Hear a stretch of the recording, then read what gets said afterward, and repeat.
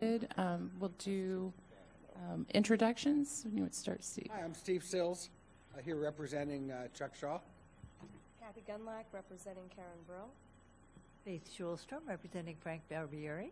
Sherry Brown, representing Erica Whitfield. Heather Knust, I'm the Budget Director and Staff Liaison. Good morning, Mike Burke, CFO. Good morning, Gonzalo LaCava, Chief of Human Resources. Usually we do the staff, or, yeah. Do we have any public comments? I'll look over there. Nope.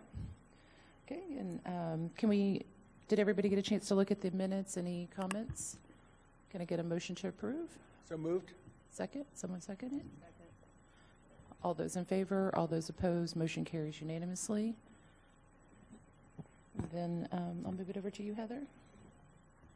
Okay, so I wanted to give you an update with the FY21 budget development. The legislative session is underway, but it has been very active, I can say, the last couple weeks. So I'm sure we're still going to see a lot of changes finalized prior to the end of session. So whatever I do go over today, we do expect to have some changes. So I wanted to start and give a brief update to the results of FY20. We did receive the final recalibrated FTE from DOE, and as I mentioned in my last meeting, I was expecting to see an increase in the enrollment statewide because we were seeing that locally, and that I was expecting to see that impact statewide, which we did.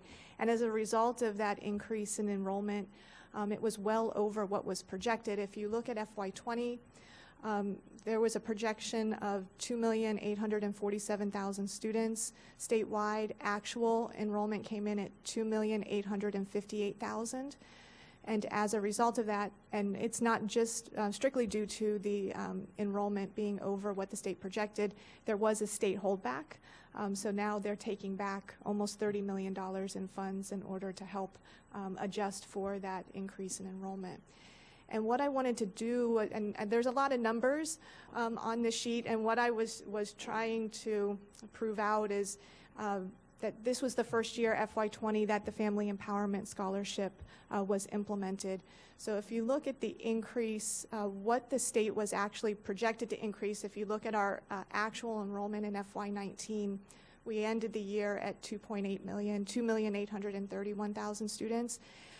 They were projecting for FY20 an increase of approximately 15,000 students. But for family empowerment, if you remember, they were expecting family empowerment. They allowed 18,000 scholarship awards related to family empowerment. So what that meant is they were thinking that all of the growth was going to go to family empowerment, and school districts would see a reduction in enrollment. But that's not actually what happened. So the state was projecting that if you back out family empowerment, that districts would see a decrease of 0.1% in enrollment, but we actually had an increase of 0.3%, which was consistent with the prior year. And that also goes to show that that families are still looking to put their students in public schools. Just add something to clarify. So when the state approves the budget each year, they approve X amount, roughly $21 billion for education, and they project the enrollment. And if the enrollment comes in higher, they just prorate the money down. They stick to the fixed dollar amount on the maximum education spend. So that's why we lost about $2 million through the holdback. The part the finance officers will complain about is in years where we come in under enrollment, they don't give us the extra money. That rolls over in the state's fund balance. But anyway, that's why the state's projection becomes critically important, because if they miss... Does that roll into a surplus, or does it get reallocated? It just rolls into the state budget and gets reallocated. But the state projection of FTE is really important, because if they don't get it right, then we end up getting surprised mid-year and losing dollars. So then the per pupil increase from last year is reduced. It's actually less, Right. yes. They kind of have a hard cap, on what they're going to spend. Do we know if all the family empowerment scholarships were utilized? They were 100% were utilized, all 18,000. So that's why it made it easier to calculate this year, because we knew that they were all utilized. And I actually put that on this next chart. So this was a chart that I showed you in the last meeting as well. And I updated it for FY20 actual enrollment, because I had, in the last presentation, it was just the projections. I was waiting for the final for the final recalibration from DOE to be released. And what I did is I did the same. I looked at it the same way, including family empowerment and excluding family empowerment, because it does tell a story when you're looking at the school districts. So the purpose of this chart is comparing the enrollment trends for neighboring districts, so Broward, Dade, and Martin, as well as I added in the statewide average. And Palm Beach is the gray bar, so the top bar there. You can see that we've had enrollment growth. We're above the 0%, so we're seeing a growth in enrollment, although going through FY19, from FY15 to FY19, that enrollment growth was slowing. So in looking in FY20, we did see a big jump. We went back up to having an increase of 1.5%. So did you get any new money from the increase? We did. How much? We did about $6 million, which we added into the employee salary reserve. And so I was talking about at the last meeting that Broward and Dade have been seeing actually declining enrollment. So their enrollment growth is actually negative. So it's through FY19. And in FY20, you could see that there was a pretty significant jump, that it looked like the enrollment growth was growing in Broward and Dade, as well as Martin saw a significant increase as well.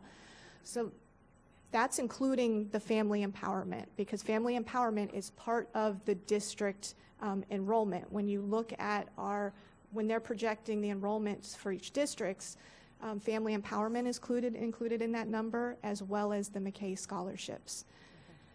We never really talk about McKay just because it stays pretty consistent from year to year. So this was the first year by adding in family empowerment, it had a significant impact when you're looking at the enrollment. So now the chart on the right excludes family empowerment.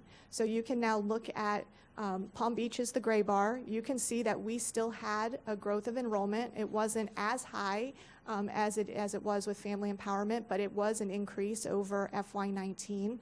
Martin still had an increase. But if you back out family empowerment from Broward and Dade, you can see that they still have declining enrollment if you don't include those family empowerment students. And this is the same chart that I showed last time as well, that for the large urban 7 districts, and it just demonstrates what I was showing you on the other chart. But looking at, it's most evident looking at Broward and Dade, comparing the chart on the left, including family empowerment, the chart on the right, excluding family empowerment. So it did have a pretty significant impact to districts. Do you see, because the proposals now are to increase the percentage of families. Yeah, increase it from almost double it. 0.25% up to 1% of enrollment. So that's an increase going from 7,000. No, they're increasing the eligibility. They're increasing the eligibility requirements, as well as there's a proposal to also increase the number of scholarship awards as well.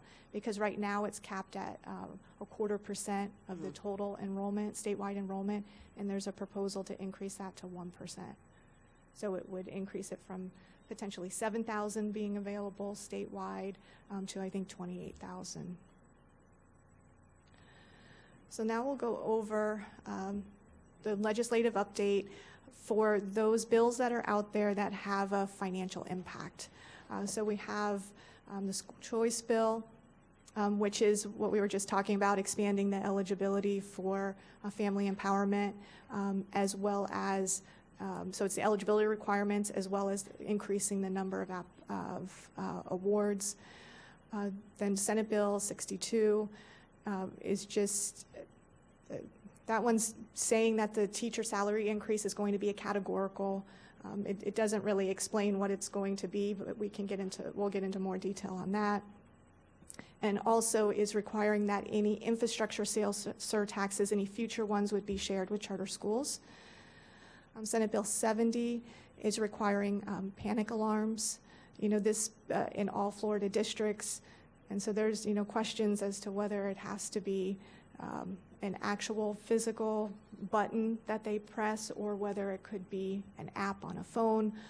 But the cost, it appears that it would have to be an actual physical button, but the project cost is estimated at over $200 million. We talked about Senate Bill 360. That is the one related to requiring that at least 80% of the FEFP be spent in the classroom.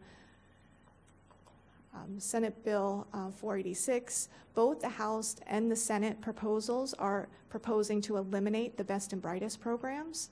And when we look at the proposals, the actual comparison of the proposals, you'll be able to see that demonstrated more clearly. House Bill 637, some proposed changes to impact fees. House Bill 953 is related to charter schools and allowing colleges and universities to authorize charter schools.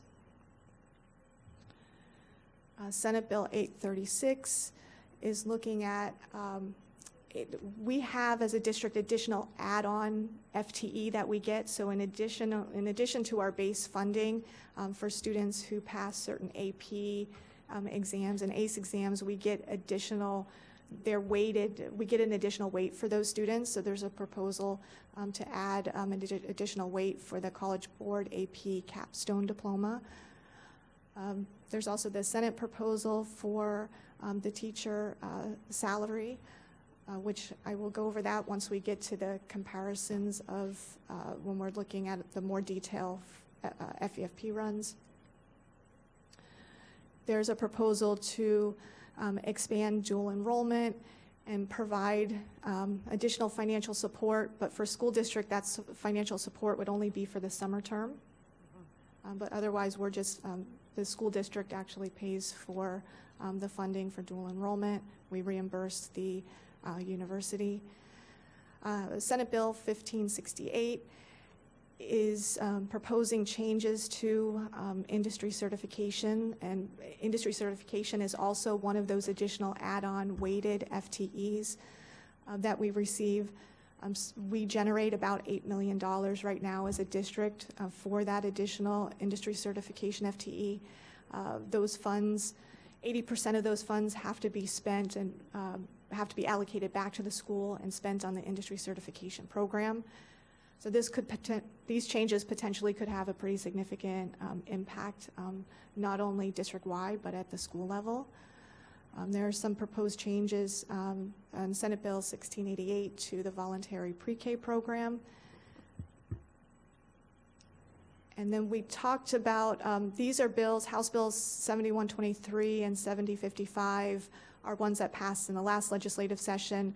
But just as a reminder, House Bill 7123 requires districts to share all voted referendums going forward with charter schools.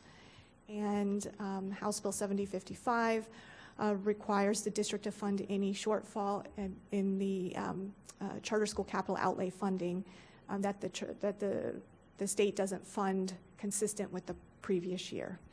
And so it looks like the proposals are that the state would fully fund the charter school capital outlay, but it's something we continue to monitor because it can always be something that's left out. So those are PICO funds? Those are PICO funds. Which they're not given to the school districts, or they gave $50 million last year, right? And Right. $150 to the charter schools? Correct. And so the state has to, in statute, it says if the charter schools don't receive the same average per FTE that they received, and I believe it's FY19, then the school districts are required to make up that difference. And it's an average per FTE. It's not the total amount that's funded. So as there's growth in enrollment for charter schools, they're expected to fund that growth. Which of the bills is the most damaging? The sales tax one? Or, there's a multitude, but More consistent, right? The referendum one? The referendum one, yep, and so, Since we voted all the time, but yeah, so for our sales surtax, we have, ours was approved for 10 years or until The amount of money was was collected. achieved. There are some, so that time frame for that one is longer than the one that's, for the 4 years. The industry certification one's a pretty big deal because we're offering all these courses currently that the kids go through and they get through and they pass the exam. It generates extra FTE. That leads to a bonus for the teacher, and it puts more money back into the program. And what the state's looking at is really about 80% of the classes we're currently offering would no longer be eligible. Or to get that program, they're adding on like more requirements, that there has to be multiple tests, basically. And like you don't just take one Microsoft certification, you have to take the whole suite of certifications to get credit for the FTE. So Okay. we don't know the results of that yet, but I mean, that could have an immediate impact next year on our Okay. schools. And then that also ties into school grades because the schools now get credit for the number of kids that pass those classes as being like accelerated coursework, and it helps give them a little boost to their grades, so that could go away too. And then on the long term, I would say both the referendum Yeah. things, because any future referendum, it looks like we're probably going to have to carve off a pretty good piece, about 11% to our charter schools. That early learning and grade success legislation, one of the points says expands assessments to students in grades K through 3. Do we have any idea what that means? Well, I've reached out to the pre-K director, and I wasn't able to speak to her prior to the meeting in order to get her feedback on what she thinks the impact of this bill will be. So I'll bring that back to the next. Well, it also includes assessments of pre-K students, more rigorous assessments of the pre-K students also. In VPK. VPK. And I saw that, but there's also that K through 3 piece that is Terrible. unclear. And I know as a principal, we often argued against high-stakes assessments in early grades. So I'm just Yeah. wondering where that places us. I think the legislature's tired of these 4-year-old kids showing up without a care in the world. They want to put a little pressure on them. That finger painting just doesn't get you anywhere. That's right. That doesn't prepare you for college and career. Duck, goose is out. There are also. So what's the likelihood of all of these passing, some of these passing, the ones that are damaged, for instance, the assessment ones, both for vocational and certification in this one. I mean, what is the likelihood and how many students does it impact? And is there some way that we can address that publicly? I think the likelihood's pretty good. You can see a theme, well, at least with all the charter school legislation, but some of this other stuff and accountability and just this continuing, it just seems like we're kind of under attack every year to some extent. The industry certification issue, I know under Mr. Oswald and his team, they've been working very closely with our legislative liaison up in Tallahassee to try to influence that, along with, the teacher pay. The big real issue this year is going to be the teacher pay, and Heather's going to get in that to a minute, but that's where we're going to see most of the money going into. But we really expect to see something happen with teacher pay following the governor's, proposal that we raised the starting salary to $47,500 across the state. I don't know. I guess I'm not fully answering your question, Ms. Schulstrom. Yeah, I'm concerned about the impact on students' lives and Yeah. our ability to assure that students graduate with the most opportunity for success. We're going And through a it- whole, there's a whole new academic standards, that are releasing this year, and I think we're still sorting through some of that. And they don't seem to, most of these don't seem to attend to what's best for students, what we know about teaching and learning. And I understand that legislators don't have a good grasp of that, but I just continually want us to pay attention to that. So to And it's just, I understand your discouragement, and and I'm discouraged too, but just to keep saying it. Well, and to the point, so is it the leadership in the House and the Senate who are bringing this stuff along, or is it just sort of somebody wanting to make a point on something else? There does seem to be support on both the House and the Senate for all of the bills except for the one on the 80% FEFP requirement. But there does seem to be companion bills. But it's not a priority for Olive and Galvano. It's not. This is not coming from them. You can't tell. I'm not sure. I mean, I think Usually they're very forthright when it's theirs and they want to take success for it so they can let their members know, don't mess with these few things. It's just curious if... we probably need to, call Tallahassee, get a little more background. I'm not sure exactly like where the industry certification, how well that's supported by the leadership. We should probably send a bunch of third graders up there to tell them. Well, I was just there, and it's interesting.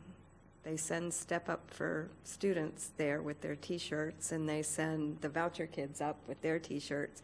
And I don't believe we're allowed to send our kids up with their T-shirts.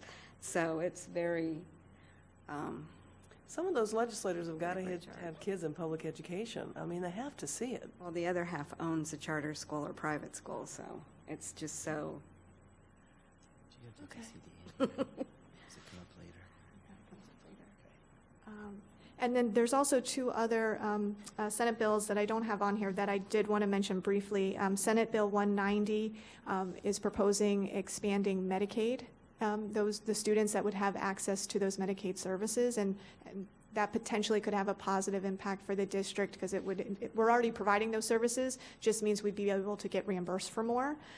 There's also some other issues expanding it for charter schools and private schools, so there's always good and bad. And then there's Senate Bill 7040, which addresses some of the security requirements through MSD, just more clarifying the requirements for the guardian and what the sheriff's responsibilities are. Okay, so now since our last meeting, we have a proposal from the House and the Senate.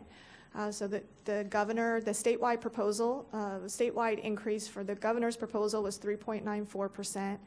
The Senate is at 2.37%, and the House at 2.85%.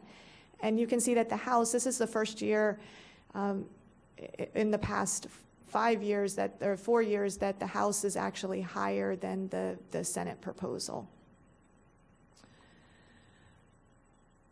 This is a breakdown of the actual House proposal and Senate proposal and what the actual impact to Palm Beach County will be. So if we start with the first row, that is our unweighted FTE. So the column that we're comparing the proposals to is the final third calculation.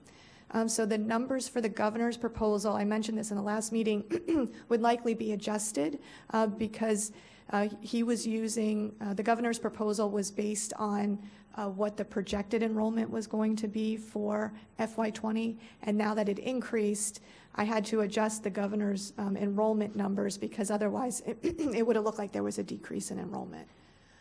So that was just for comparison purposes.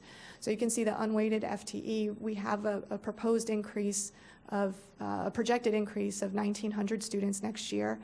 That 1,900 includes the increase in family empowerment, as well as a slight increase in McKay. And I did adjust this template to reflect that, to just make it more clear. The second row is the weighted FTE. There was a slight increase in the cost factors, so that's positive. The third row is the base student allocation. So the governor's proposal was a $50 increase in the base student allocation. The Senate proposal is a $40 increase in the base student allocation, and the House proposal is a $50 increase in the base student allocation. And the base student allocation, that's the one place where we do have the most flexibility, although they still figure a way to spend it by increasing our FRS rates. So then the next row is the district cost differential. And you recall in the last meeting that we were very concerned because the legislature last year approved a new study to look at how the district cost differential is calculated, and they were coming up with a new methodology. They were supposed to get district input. I don't know how much input was actually received, but this new calculation is based on a wage index. And so the House proposal actually includes the new DCD under that new proposal. And it is a slight increase. And because you can see our last increase was 1.0426 or 4.26%. It increased slightly to 4.48%. That little increase does result in a $2 million increase to the district. I also did an analysis comparing the impacts to other districts. Miami-Dade saw a pretty significant increase dollar-wise, it looks like, of approximately $11 million. We still, Palm Beach County still has the highest rate. And so our increase was not as significant as some of the others. And the changes within the districts was not as significant as what we were anticipating it to be. It really wasn't that much of a change. So the House proposal is the one that includes that proposed new DCD. The Senate proposal and the governor proposal, I still left with what our current DCD rate is. Now moving down to the categoricals, there's not much change when you're looking at the categoricals, but when you look at that row 16, that's where you can see the impact of the proration of the state funds in the third calculation. So you can see we had a reduction of $2 million to our FY20 allocation. If you go down to row 19, that's the mental health allocation. So there's a proposed increase there of about $1.7 million. There is in some of the legislation, they're actually would be mandating if there are any funds remaining, they would mandate what those remaining funds, when we carry them over to the next year, they're specifically stating in this legislation how those funds could be spent. At this point, we don't anticipate that we'll have any carryover funds. So now the best and brightest, I moved the best and brightest down to under the state categorical programs, just so I could align it with the governor's proposal. And here you can see the most significant difference. So the governor's proposal, we would see an increase of $36 million for a teacher compensation plan, and that is increasing the minimum base pay to the $47.5, and then also revamping the current Best and Brightest program. The House and the Senate proposals, on the other hand, are not funding the Best and Brightest program. So those programs would be eliminated. The Senate's proposal is an increase statewide of $500 million. Our portion of that, I calculated it because we haven't received the Senate proposal yet, so I believe it's going to be similar to the House proposal, and that was based as a percentage of unweighted FTE. So our district allocation, including charter schools, would be $33.7 million. I've looked at different versions of the House and the Senate. One of them had that it would go to all educational employees in a district. Are the other two right now as they're standing? Both of them are really Teacher? geared toward classroom teachers, and then there's a portion of it that Can be used. could be used for others. So with the Senate proposal, they're allocating the 33, our allocation would be 33 million. 80% of that would be for classroom teachers to raise them up to the minimum salary of the $47,500. It's also over a period of time, correct? One of them is over a period of time that gives you like 5 years to do it, and I'm not sure I was kind of out of the loop yesterday because I was on a plane, but it was moving pretty fast. There was a good one, so it's not going to go because that's just how it works up there. But one was, it wasn't an automatic, you go to 47.5. Right, so the Senate proposal is to, the minimum goal Right. It should be 47,500, but it's using the dollars available to do as much as you can to get up to Got it. the 47,500. If you get up to that 47,500, but that increase is not greater than 5%, you still have to make sure they get a 5%, but Right. we would have an increase of, And you'd have a little more leeway of funding other folks. right? And then, yeah, and so if you get up to the 47.5 quicker, you can use those additional funds in order to, I think if you get the 5%, you can use the additional funds, but it gets really confusing of which ones. right? The 5% won't come into play with us because we will, in order to increase up to the 47,500, it would, if we were to get up to the 47,500, it would be a 5%, more than a 5% Yeah, increase for yeah. the minimum. So that one wouldn't come into play for us. So that would be for 80% of the 33 million. The 20% of the 33 million could then be used for, let me see, it would be classroom teachers, student personnel services, librarians and media specialists, and other instructional staff. So only what would fall under the CTA contract? Yeah, plus pre-kindergarten teachers would also be included in here, and the reason why they're both explicitly, Because they're excluded in the other stuff. right, and so they made sure to include the pre-kindergarten teachers and made sure to also exclude substitute teachers, because if you actually read the statute reference, it includes substitute teachers, so in the Senate proposal, they're explicitly excluded. And then we're also, where we also need some clarification, we have teachers and in other positions, funded from other sources, grant funds.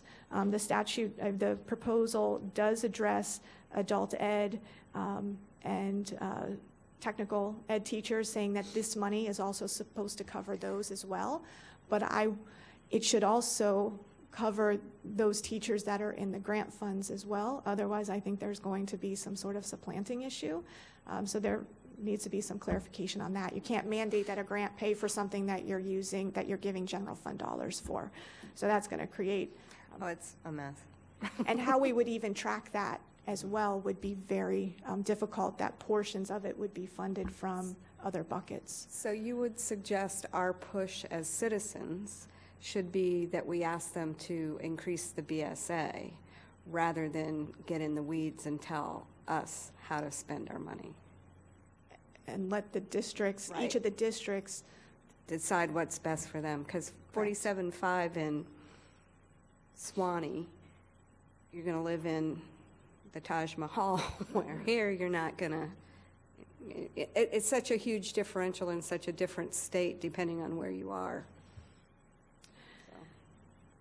and then for the House proposal has two different components. It's a total of 650 million, 500 million, or 77% of the 43 million is for classroom teachers to try to increase the minimum base salary to an amount that's not greater than $50,000. So that's where the $50,000 comes into play. That's with the House proposal. And, we're working through right now, trying to come up with all the alternatives as to how much money we would have left over, if we would have any money left over, which teachers are impacted, and sorting it out by all the different funding streams we have as well, including the federal grant funds. And then with the additional money, the 23%, remaining 23%, that would be for still classroom teachers, but those that didn't receive anything under the 500 million. So that would be for the more senior teachers. So where does that leave teachers other than beginning teachers? Yeah, I think it's pretty clear. I was able to go up to Tallahassee, I guess it was almost 2 weeks ago now, but the focus is on classroom teacher as defined by statute. So I think it's going to leave about 20% of what we consider teachers, part of that employee group, kind of out in the cold. So I think there'll be pressure on local school boards to try to do something for all the guidance counselors and media specialists and all that. Well, And beyond then- that, I guess but I with was the talking about veteran, but you're thinking classroom more like teachers, veteran 5-year, teachers. 10-year, 15-year classroom teachers. So I think what's likely going to happen, we're looking between 500 and 650 million going into teacher pay. the legislature is going to earmark 80% or so of that and say, you must use this to raise the starting salary. And then we'll have some level of flexibility with, you know, that 20% slice of the pie to deal with veteran teachers. So, And they don't think anybody else works for the school district, evidently. that was part of when I was trying to make a few points when I was up there. The DCD was a big one, and this is a huge relief because we've worried about this for about 2 years, that since Palm Beach was at the top, we only stood to maybe get knocked down. So we were pleased to see that the index actually gave us a slight boost. You know, at least we're not losing money. But the other thing was around the teacher pay, and we kept saying, look, there's more than just classroom teachers. And in this era of mental health, and you hear from our principals, you know, they take a team approach where it's the whole faculty that's very divisive, you know, and we just saw it with Best and Brightest. So, you know, look beyond that. But the reply I got from at least one senator was, hey, that's something we can worry about next year, a couple of years down the road. You know, let's deal with classroom teachers first. Because I don't think, you know, if they start making the group bigger, then it's more money they have to come up with. And they're trying to satisfy the governor's proposal to raise the starting teacher salary. So I don't think they want to dig a deeper hole saying that's really, you know, there's 20% of the people we left out here that need to raise as well. But, I mean, the only positive thing is that we're starting to, you know, this teacher pay has become an issue, and they're putting a sizable amount of money behind it, finally. You know, it wouldn't have gotten to this point if we hadn't kept rolling back to require local effort and seeing Florida fall from 36th in the country to 45th. But, you know, I guess this is what it took, is a wake-up call to get, you know, kind of national embarrassment over our teacher pay. So I'm trying to take away a positive that at least maybe now people are paying attention. The problem is, I guess, that they're going to want to be prescriptive with it, you know, and that's ideally, yes, we always say, give us as much money in the base student allocation as possible, and let the local school board figure out, you know, what to do with it, and then we sit down at the bargaining table and negotiate a raise. So when school districts are ranked on, or states are ranked by teacher salary, is that based on the beginning teacher salary? Or is it It's based on an average salary. average? Okay. But, well, they'll do indexes on both. They'll look at they do, I think, also do a rating of beginning teacher salaries, too. Typically, it's average. And the 45th is overall spending. Right.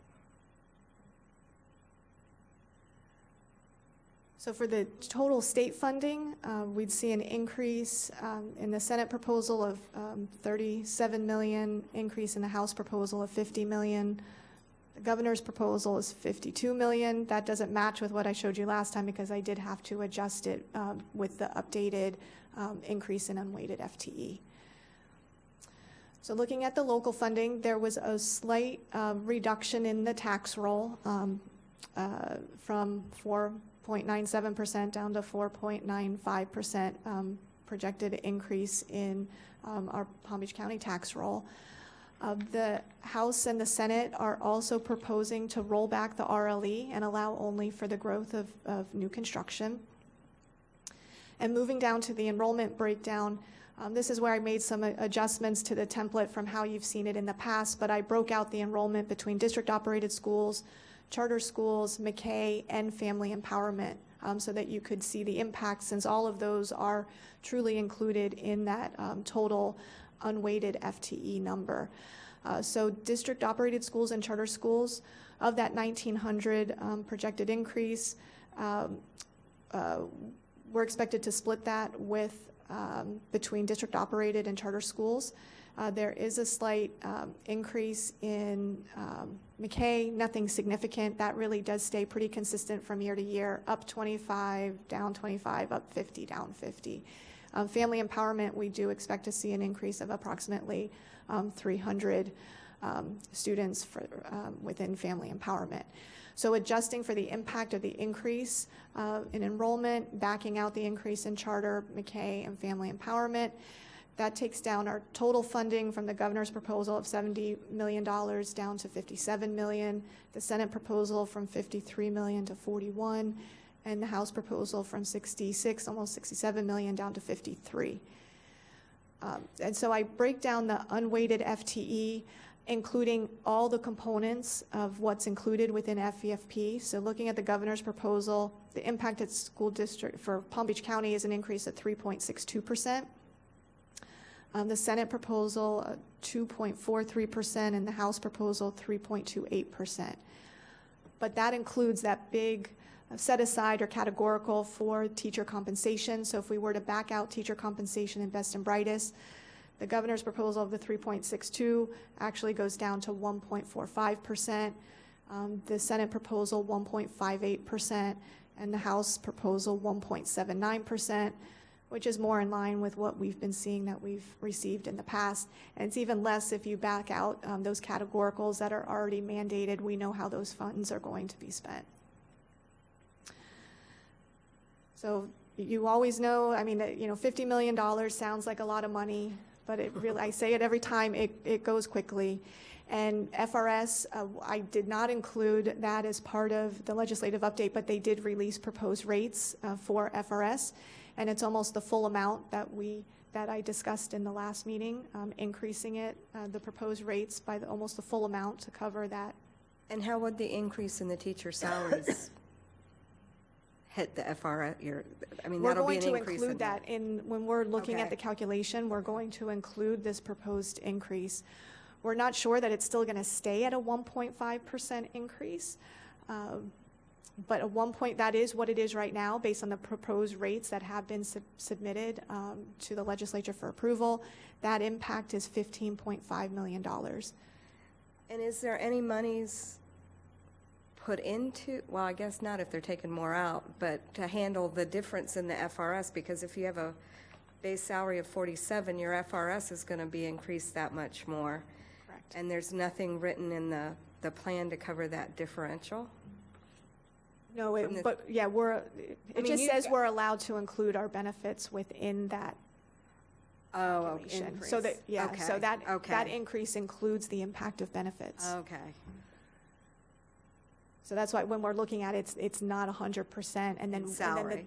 then the general fund absorbs the benefit impact because that's pretty significant. Yeah. Yeah. So that's included. Benefits, that's a good point. The benefits are included within that In that 33 million and that 43 million. Okay. It's not straight salaries. Is it included in that 47.5 calculation so that, No, the benefits is on top of that. okay. The increase in mental health, we back that out because it's already set aside for a specific amount. I also backed out the impact for charter schools, since the number at the top is net of the impact of charter schools. The teacher compensation, we're backing that out because it's set aside for a specific purpose, as well as the reduction in the Best and Brightest program. I wanted to show that as two separate lines instead of showing it as a net number, just so that you could see what the impact would be. With the increase in revenue, we do have to increase our contingency reserve to make sure to stay in compliance with board policy. We haven't finished negotiations this year, but we do have to set aside for those that will be effective January 1st, that make sure that we have a full year accounted for in the next year, so the impact of that. Based on our increased growth in enrollment, we're finalizing our school budgets now, but $2 million seems to be a good estimate for what additional staff we're going to have to add. And then our goal is to always set aside an employee salary bargaining reserve equal to the actual increase in the per student funding that we receive, which is that middle number from that last chart. So that increase ranges from $15 million in the governor's budget to $18.8 million in the House budget. So a 1.45% up to a 1.79% salary reserve. And with all proposals, because of the increase, primarily because of the increase in FRS, we would be at a shortfall of over $10 million. Can we, I guess, just so we don't start panicking yet, the thing with the FRS, I don't know if we talked about it, but we had, the actuarial report came out a few months back, and the FRS pension fund is, they use an anticipated rate of return of about 7%, and the actuaries said they should reduce that to 6.5%. And it's just to move it 0.1%, to drop it from 7 to 6.9 impacts school districts by $233 million. And the rates that we're currently seeing proposed in the legislation kind of follows the actuarial's recommendation and starts making that move. What we've seen in past years is the legislature, by the time they get to final conference, they back off of that. And they say, okay, and we've had increases, of like 2 to 4 million for each of the last several years. So there's a fairly decent chance that FRS thing will not hold up throughout the whole process, because that's going to, they're trying to increase the basic student allocation $40 to $50. The FRS alone just wipes that out. But anyway, it'll be interesting. If the legislatures, they're not bound by the actuarial report. The legislators can do what they want. And then, if this was what we were faced with, the first thing is we probably, the salary reserve would probably have to be revisited. We set that as a goal to at least match what the state is doing as far as a true increase. But when you start talking about cutting $10 million to create a salary reserve, that all that means is our operating budget is 80% people. So then you're now looking at cutting positions in order to provide some modest salary increase. So I think we need to let this play out a little further before we do anything dramatic.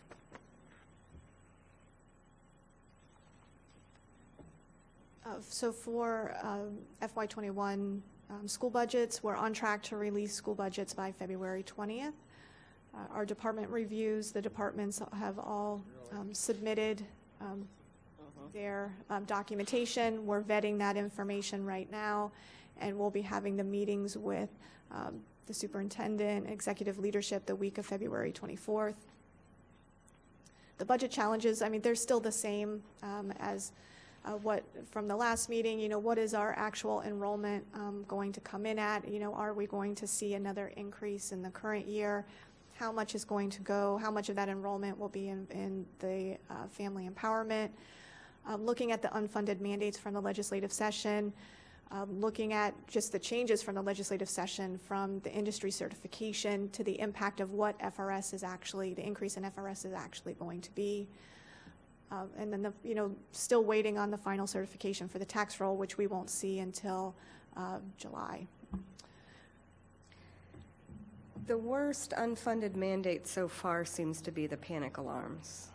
Or is there anything else that's unfunded from legislation? Well, it's possible with the panic alarms that might be able to be built in if the legislature is going to include another appropriation for a school hardening grant, whether okay. that could be built into that. I know that, that was something our district was already looking at, whether it would meet whatever. I don't know that we had decided internally whether it was going to be physical buttons or whether it was going to be something that could truly be utilized anywhere in the school, because if you have a fixed button, then somebody has to actually go to that, so trying to make it more accessible, I know has been a goal. It seems to me every school has fire alarms all through their building, and they don't count that, correct? I don't know for certain, but I don't believe Right. so, because it almost seemed like that when I read the legislation, and definitely not an expert on it, but they were more looking at something similar to what they have at universities. Oh. Just that it's something that's identified, clearly marked, so not only teachers but students, Yeah. anybody could know where to go to access it. Now, So- could referendum money be used for that? Yes, but keep in mind the referendum is already fully spent based on the initiatives that we. And can that be modified? Or because it's in writing, because we've told the public what it was? Right, and so it was to increase the number of officers, maintain the fine arts, the mental health professionals, one per school. So a lot of the referendum is comprised of staff. Mhm. And so when you don't have non-salary dollars set aside, it And all of it's needed. There is a second referendum when we did the sales tax, Right. in 2016. A portion of that's going to security projects. And so we've got referendum dollars. We're using some of our just local capital outlay millage money, and then the state hardening grants. But we've got about $60 million worth of security, like campus hardening projects in the 10-year capital plan. Yeah, so with the industry certification, that one is, significant. Internally, we're calculating, what that potential impact could be, because that allocation, 80% of that allocation goes directly to the schools. So it would have could fund teachers, and they were even trying to change the legislation, saying that, trying to tighten that up to say potentially teachers could not be allowed under that. But then that really ties the hand of the schools. What are they going to spend the money on? And that was the problem before. There's only so many computers you can buy, and only so many computer programs that you can get for the kids. So it will be interesting to see the final legislation for that as well. I thought the Medicaid was one that might potentially be a positive, where we could bring, because we're already providing those services, so it's not going to be additional expenses on our side, but potentially additional revenue, which would be nice. I don't know, can you think of any? I'm happy about the DCD because I was really thinking we were going to get gouged, but Because we didn't see it. We did not see we still don't really have the inner workings of it. And they explained it, and they said in their presentation that it was very clear and all the information was available. I couldn't find it. And the information I found did not match what they had, so I don't know. I don't know what information they were using, because I did try to look at it to recalculate it when they sent out a presentation, and they had 2 school districts as an example. So I was trying to go and find the information, see if I can recalculate those districts, I can recalculate the district. But yeah, that one we were definitely worried about. I think Mr. Burke sent it to me at 5:30 at night, and I did leave work a little early that day, I have to say, so I was already home, but I was pulling up my computer right then saying, okay, I need to see it, go through the whole calculation and see what it's going to look like. Because I only had high level, when the House and Senate sends out the proposals, and it's just at a very high level, and they don't have the detail of all the categoricals, we have to try to prorate and estimate, well, how much do we think we're getting of these different categoricals? And I wasn't able to get back to what that high-level student increase they had. So it was nice to at least get the House proposal that had all the detail. Yep. Can I ask a question about the charter school capital outlay?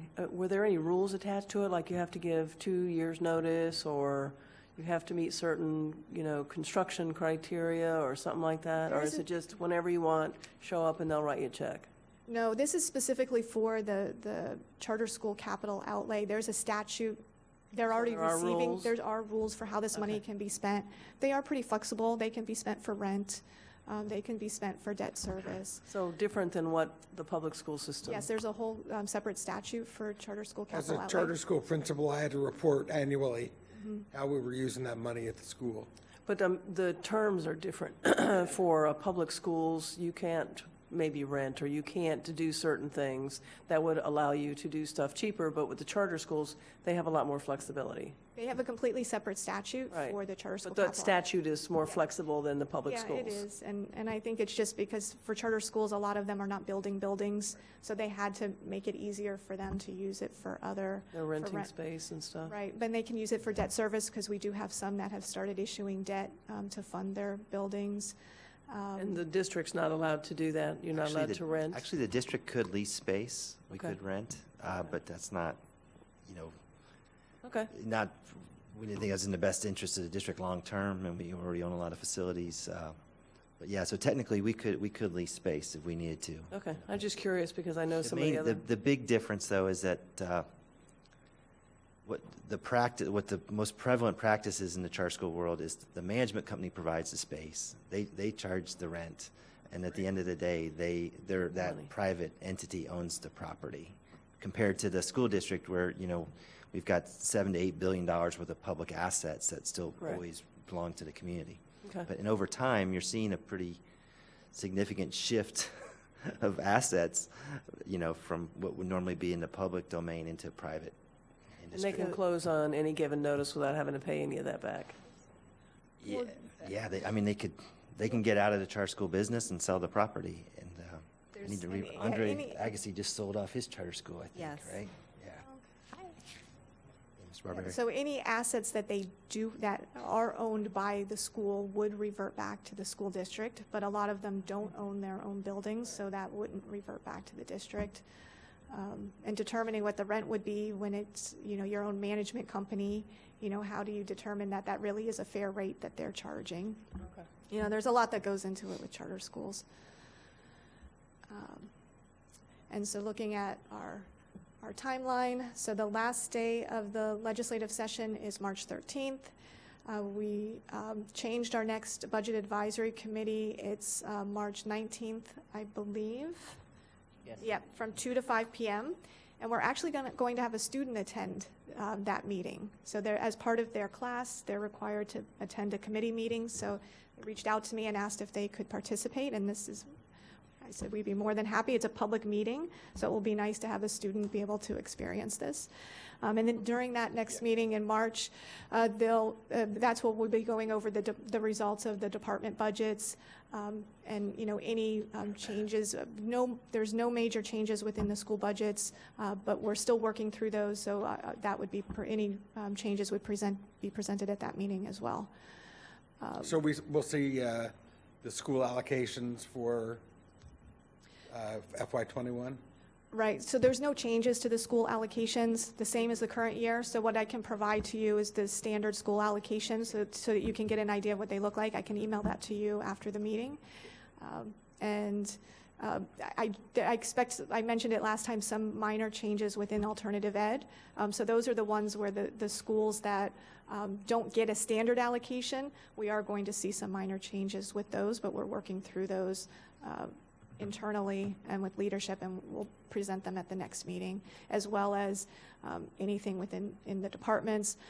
But looking at the budget, we know that the budget for next year, whatever funding we do get is going to be related to teacher compensation. It's really going to be going into the schools. There isn't going to be much left over. There's really not much of anything left over for the department budgets. And we do have our we will be reporting at, we were going to have a board workshop yesterday, Wednesday, but we just didn't have enough time with the legislative session. It was too much in flux. So we will have our next budget workshop at the next board meeting. So Do we anticipate any major savings? for this current year, at this point, no. No, I mean, we are looking internally that if there are changes within departments, that they're going to have to show that there's realignments within their division, but nothing that we've identified as big, major We reductions. finish paying for something, or? No, unfortunately, no. It's actually just going to grow because, like, with the referendum, we have, there's more built into that budget than what we actually expended in the current year. And so that's why even though we are going to have growth within the referendum, the positions that weren't filled in the current year are going to be able to absorb whatever that increase is next year. So even though we're seeing an increase in the referendum, we really can't take advantage of that to grow anything, just because now it's going to be, we'll have all those mental health co-located services would be fully staffed next year. They haven't been fully staffed this year. So even, not having all of those, and the school police department is working very hard in order to get the police department fully staffed. Every school has an officer. There's many schools that have more than one officer, but the plan was to have more officers at the school sites, so it's going to take them time to fully staff. So we do expect to see them fully staffed next year too as well. And so those are already built into the budget.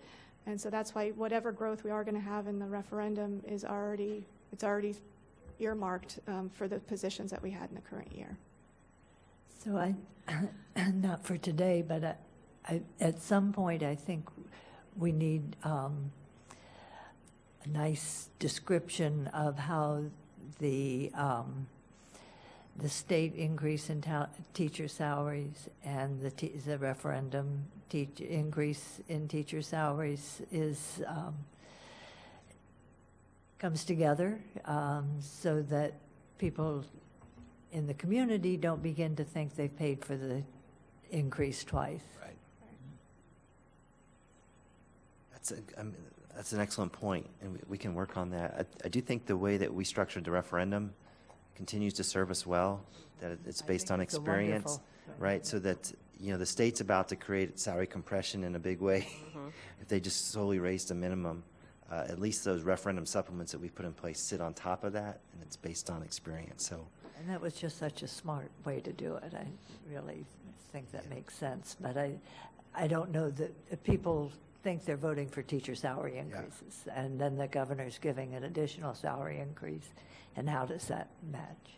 I got to give Mr. Katz some credit over here in the audience, because that our approach to teacher compression, that was the product of, we were at the bargaining table with CTA, kind of lamenting the compression issue, and we said, look, this takes a lot of money to do something about it. So that was really the impetus for the district and CTA to work together and develop a proposal, for the whole referendum. So it was great to see that come to fruition.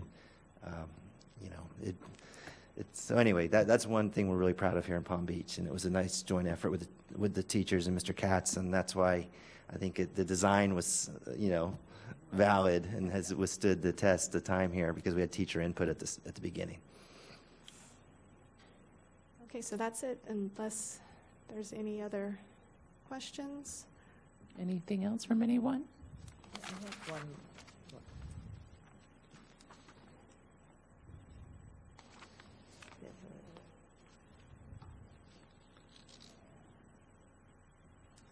Good news is they're out of session March 13th, right? Right, thank Hey, goodness. that's not that far away. That's right. Can't do much more damage. I mean, otherwise. It'll all be over.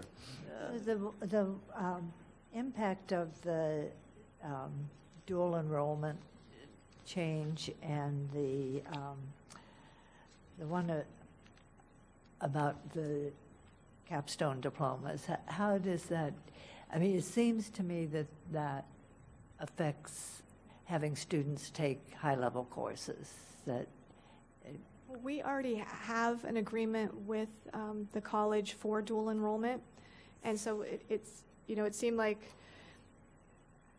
we're already pushing this internally, or it's something that we support internally. We've already, in the past, the university or the college used to absorb the cost of dual enrollment. That was a change that was made several years ago by the legislature that the districts then had to fund. So what this was doing was, it was allowing additional funding that we would start to receive in the summer of FY21. so that would be a positive thing for us. Yeah, just for the summer term. So we wouldn't be reimbursed for, Or during the school. not for during school. And then it did add reimbursement for homeschool, private school students, that the university would receive funding for those. I would have to go back and read it again, but they would start receiving funding in the fall. The college and university would start receiving money in the fall of 21. So they would see it almost a year before we would. And then the other one, you had the dual enrollment and, the capstone, that one potentially, yes, because that would be additional add-on FTE, so we're looking at that to calculate that as well as to what that potential impact could be. And there is more of, I think, flexibility with that funding than there is with industry certification, but I don't think that they're going to offset. But we're working on calculating that. Thank you. With nothing else, we'll adjourn. Thank you all for coming today. Freezing in here. It sure is.